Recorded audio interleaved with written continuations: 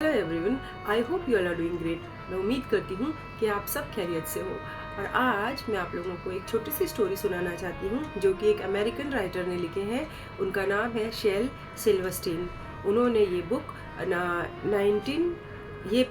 1964 में लिखी है और बच्चों में ये काफ़ी फेमस हुई और कई लैंग्वेज में उसकी ट्रांसलेशन भी हुई है।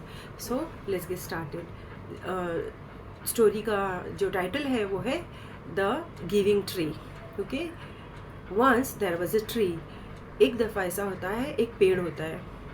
वो पेड़ जंगल में होता है और वो एप्पल का पेड़ होता है।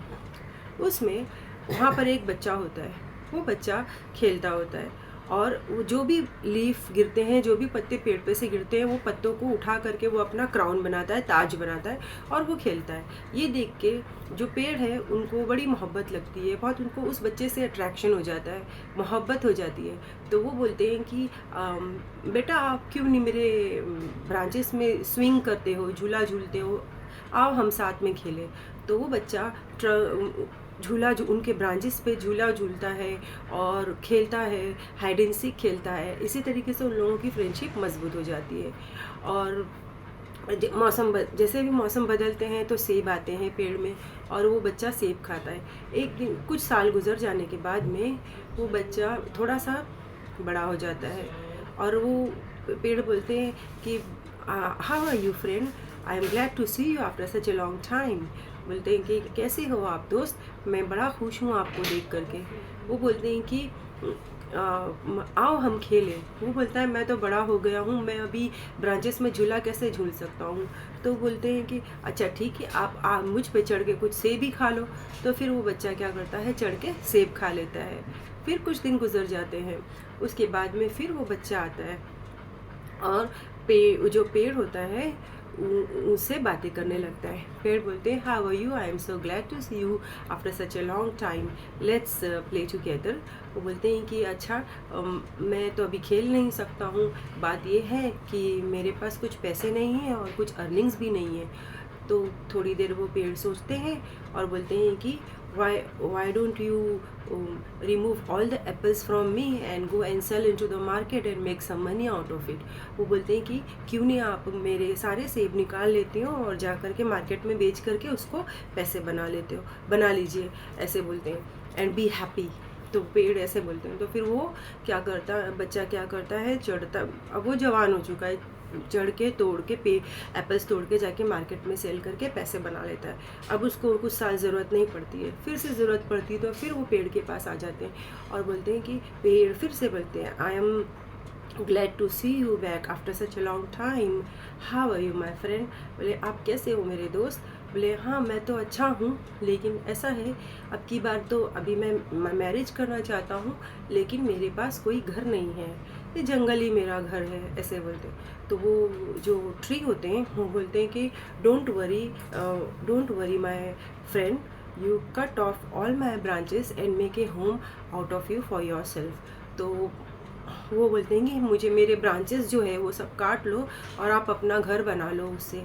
तो वो लड़का जो होता है वो वैसे ही करता है, ब्रांचेस ले जाता है, अपना घर बना लेता है।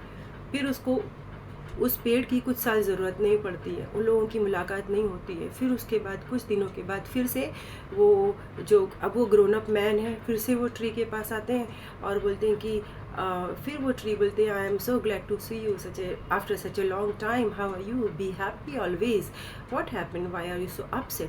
बोले नहीं ऐसा है कि मुझे एक बोट बनानी है, मेरे पास कुछ लकड़े नहीं है।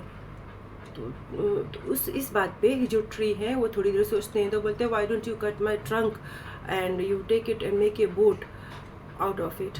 फिर वो क्या करते हैं, बोलते हैं कि क्यों आप मेरा ट्रंक नहीं काट के ले जाते हो, लेके जाओ और इसमें बोट बनाओ और आप अपने यूज़ में लो। तो फिर वो काटते हैं ट्रंक को और फिर से वो ले जाते हैं, ट्रंक ले जा करके बोट बना करके कुछ साल नहीं आते। अब वो जो पेड़ है कटने के बाद में बिल्कुल ज़मीन से थोड़ा से ही ऊपर रह जाते हैं, एक छोटे टेबल की तरह। फिर क्या होता है, कुछ साल गुजरने के बाद में अब वो जो छोटा बच्चा है पहले, फिर बाद में जवान हो गया, जवान से अब बुढ़ापे में आ गए।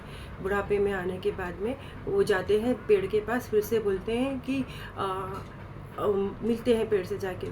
फिर वो पेड़ बोलते हैं how are you my friend, I am seeing you after such a long time. फिर वो बोलते हैं हाँ मैं तो अभी बूढ़ा हो गया हूँ, अभी तो मुझे कुछ भी नहीं चाहिए आपसे, मैं सिर्फ इत्मीनान से बैठना चाहता हूँ।